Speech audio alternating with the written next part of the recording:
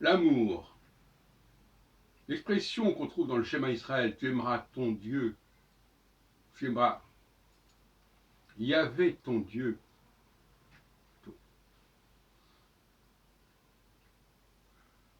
Est-ce que c'est du même ordre que l'expression que souvent véhiculent les chrétiens, mais qui serait déjà exprimée ailleurs, tu aimeras ton prochain comme toi-même? Moi j'ai l'impression que les deux expressions sont un peu antagonistes. Voyez-vous?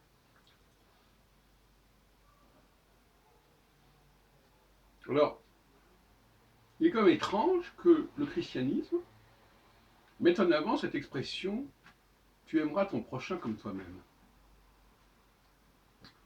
Et Dieu là-dedans, qu'est-ce qu'il devient? Ton prochain. Et dans le schéma Israël, c'est ton Dieu. Ton Dieu, ton Dieu, c'est pas ton prochain. Et ton prochain, c'est pas ton Dieu. Sauf que, éventuellement, on peut faire de son prochain un Dieu. À ce moment-là, c'est une conception très générale de la notion de Dieu, dont j'ai parlé d'ailleurs. On a le droit, effectivement, de diviniser ce qu'on veut. Un extraterrestre, un messie, un amant, etc.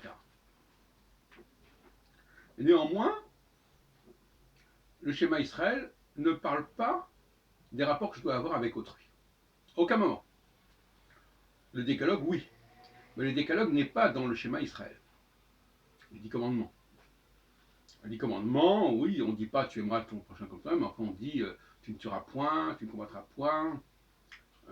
Voilà, bon, donc il y a quand même quelque chose qui, notamment, tu ne convoiteras pas la femme de ton prochain.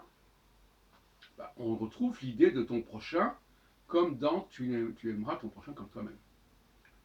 D'ailleurs, voilà. Donc c'est une des phrases du 10 commandements qui est quand même assez proche. Mais en même temps, ça n'est pas dans le schéma Israël. Et on peut se demander si ça n'est pas quelque chose finalement d'assez secondaire au fond. Parce que, soit dit en passant, pour savoir, d'ailleurs, tu aimeras ton Dieu, encore faut-il savoir qui est ton Dieu. Si je ne connais pas mon Dieu, comment je pourrais l'aimer? Alors que mon prochain, bon, ben, c'est les gens que j'ai autour de moi, je les connais. Donc c'est beaucoup moins mystérieux, la formule tu aimeras ton prochain que tu aimeras ton Dieu, ça va de soi. Hein. Tu aimeras ton Dieu, c'est le passage de l'ombre vers la lumière. Je suis dans l'ombre, je vais vers ce Dieu qui est ma lumière, mon soleil.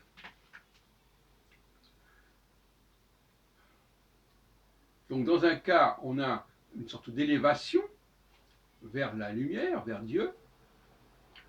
Dans le judaïsme, tu aimeras ton Dieu, un Dieu en tout cas, un Dieu qui sera le tien, que tu feras tien. L'autre cas, tu aimeras ton prochain comme toi-même, qu'on retrouve, comme je vais le dire, dans les 10 commandements. Tu ne convoiteras pas ce qui appartient à ton prochain. Et réciproquement, je suppose. Donc là, on a des théologies bien différentes. Et moi, ce qui m'intéresse, c'est de réhabiliter dans le judaïsme l'idée d'aimer son Dieu. De façon à se décaler par rapport au christianisme. Qui lui est dans tu aimeras ton prochain.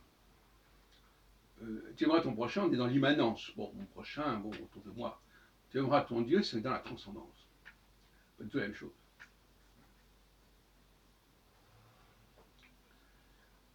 Alors certains diront oui, mais dans le christianisme aussi, on doit aimer Jésus, etc., etc. Il n'empêche que on est plutôt dans la relation horizontale dans le christianisme. Mon prochain. Alors qu'en réalité, le génie, il n'est pas tellement en rapport avec son prochain. Il est en rapport avec lui-même. Alors, ça pose aussi un autre problème. Tu aimeras ton prochain comme toi-même. Est-ce que tu t'aimes toi-même? Et est-ce qu'on peut aimer l'autre comme soi-même? C'est pas difficile. Parce qu'on a soi-même nous apporte quelque chose. Ce qui est en moi m'apporte quelque chose. L'autre, qu'est-ce qu'il m'apporte? Donc là, nous avons un système ternaire.